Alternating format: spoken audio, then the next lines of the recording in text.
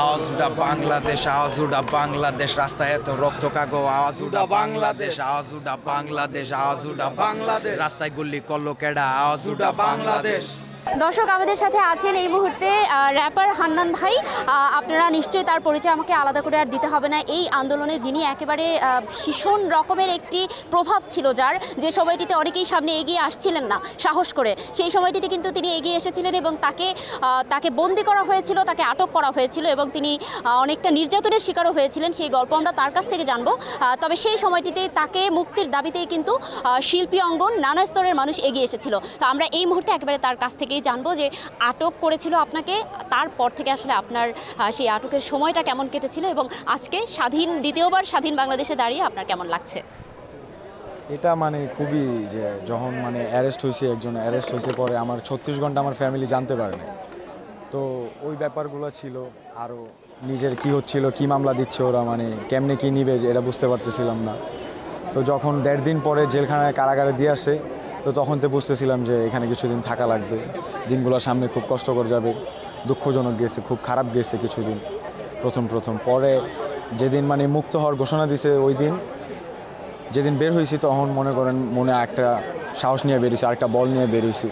পরে জিনিসটা নিয়ে দেখলাম যে জিনিসটা অন্যরকম হয়ে রয়েছে বাইরে। তখন আমি তো ভিতরে কোনো খবর পাচ্ছিলাম না। আমি যখন বন্দি ছিলাম 13 দিন আমি কোনো খবরই পাইনি।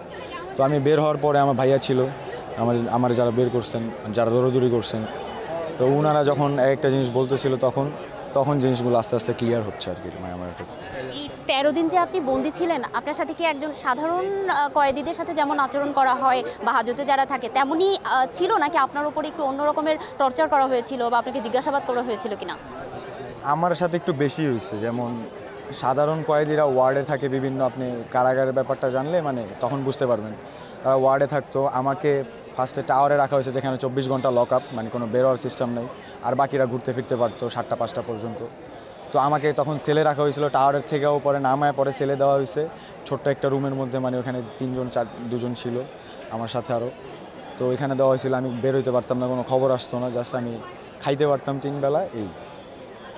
তো আপনি যে সময়টিতে বন্দী ছিলেন, ওই সময়টিতে শিল্পী সমাজ গেট আপ স্ট্যান্ডস আপ নামে এক ধরনের সমাবেশ বা সম্মেলনের আয়োজন করেছিলেন। এছাড়া নানা স্তরের মানুষ আপনার মুক্তির দাবি তুলেছিলেন। এই বিষয়টি আসলে একজন শিল্পী সমাজের প্রতিনিধি হিসেবে আপনার কেমন লাগছে?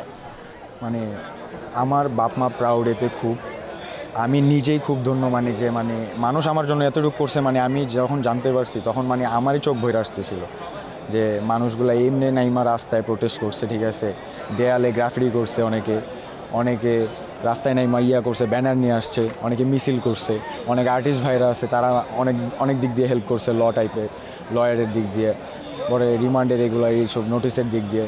তো সবাই টুকটাক করছে। এর মধ্যে সবচেয়ে বেশি যারা অবদান ছিল আমার ক্রুমেট, আমার বড় ভাই যারা, মানে এরা সারাদিন মনে করেন 24 ঘন্টা ওই থানা জেল এরাই দৌড়াইছে।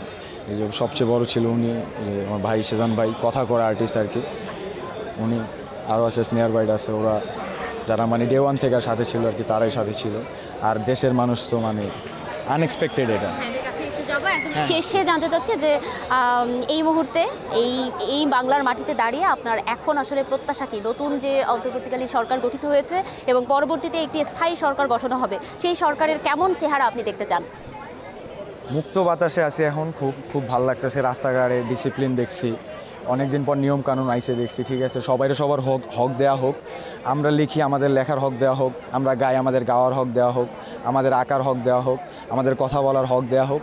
এগুলোই চাই, এগুলোই একটা সরকার যার জামানি দিতে পারে, একটা স্বাধীন নাগরিক যেমনি থাকবে, আমাদের ওই অধিকার নিয়েই আমরা থাকতে চাই, আর আগামীতে এই বাংলাদেশই দেখতে চাই। শুরু থেকে আপনারা আন্দোলনের সাথে ছিলেন, সেই জায়গাটাতে যে অনুভূতিটা ছিল আসলে, যে আমরা আজকের এই জায়গাটিতে আমরা আসতে পারবো কিনা, সেই যে একটা শঙ্কার জায়গা ছিল, তখন কেমন লাগছিল? এবং এই মুহূর্তে সেই সফলতার একটা জায়গাতে আমরা এসেছি, তবে তারপর অনেক শঙ্কা রয়েছে, এটি নিয়ে কি ভাবছেন?